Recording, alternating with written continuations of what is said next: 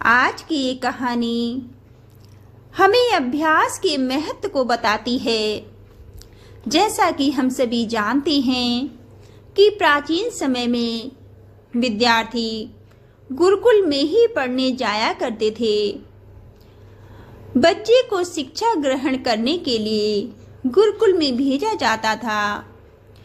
बच्चे गुरुकुल में गुरु के सानिध्य में आश्रम की देखभाल किया करते थे और अध्ययन भी किया करते थे। भरतराज को भी सभी की तरह गुरुकुल में भेजा गया था।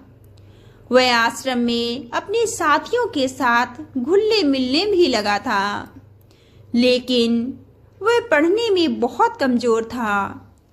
गुरुजी की कोई भी बात उसके बहुत कम समझ में आती थी। इसी कारण सभी के बीच वह उपहास का पात्र बन जाता था। सभी बच्चे उसका उपहास उड़ाते थे। उसके सारे साथी अगली कक्षा में पहुंच गए थे, लेकिन वो आगे नहीं बढ़ पाया था। गुरुजी ने भी आखिर हार मान ही ली थी। हार मानकर वो भरतराज से बोले, बेटा भरतराज, मैं सारे प्रयास करके देख चुका हूँ। अब यही उचित होगा कि तुम यहाँ अपना समय बर्बाद ना करो। अपने घर चले जाओ और घर वालों की काम में मदद करो।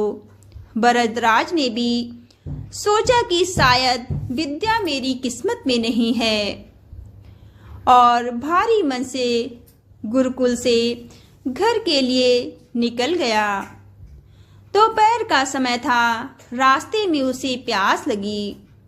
इधर उधर देखने पर उसने पाया कि थोड़ी दूर पर ही कुछ महिलाएं कुएं से पानी भर रही हैं। वह कुएं के पास गया और पत्थरों पर रस्सी के आने जाने के निशान बने हुए थे। तो उसने महिलाओं से पूछा, ये निशान आपने कैसे बनाए? तो एक महिला ने जवाब दिया। वो कहने लगी, बेटा, ये निशान हमने नहीं बनाए हैं। यह तो पानी खींचते समय इस कोमल रस्सी के बार बार आने जाने से ठोस पत्थर पर भी ऐसे निशान बन गए हैं। भरतराज सोच में पड़ गया। उसने विचार किया कि जब एक कोमल सी रस्सी के बार बार आने जाने से एक कठोर पत्थर पर गहरे निशान बन सकते हैं, तो निरंतर अभ्यास से विद्या ग्रहण क्यों नहीं की जा सकती। भरतराज ढेर सारे उत्साह के साथ वापस गुरुकुल आ गया और अथक कड़ी मेहनत की। गुरुजी ने भी खुश होकर भरपूर सहयोग किया।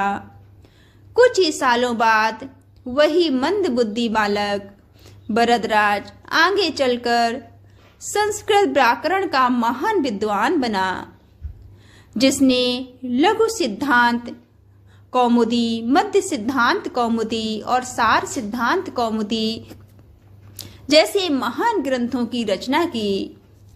अभ्यास की शक्ति का तो कहना ही क्या है। यह आपके हर सपने को पूरा कर सकती है। अभ्यास बहुत जरूरी है, चाहे वो खेल में हो या पढ़ाई में या किसी अन्य चीज में हो। बिना अभ्यास के आप सफल नहीं हो सकते।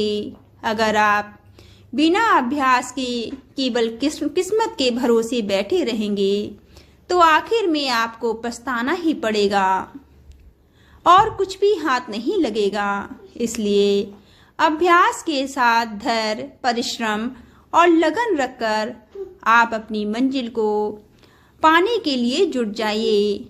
अभ्यास हमें हमारी मंजिल तक पहुंचा सकता है। निरंतर अभ्यास से आप कुछ भी कर सकते हैं।